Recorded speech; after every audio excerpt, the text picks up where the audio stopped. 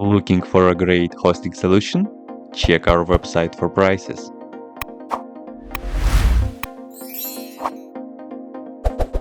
First, what you need to do is to update the server packages. You can do this by the following command.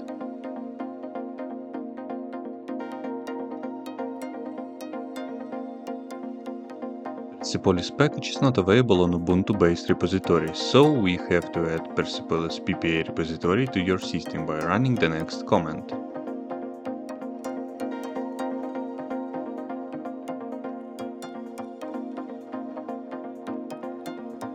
Install Persepolis using the following command.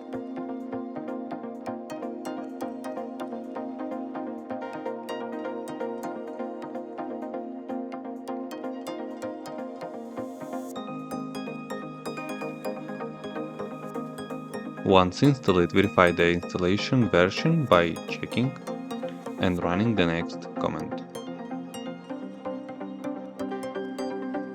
You can search on the system search bar by typing Persepolis or just by icon. Persepolis will be launched. That's it. If you have any question, please leave them in comments.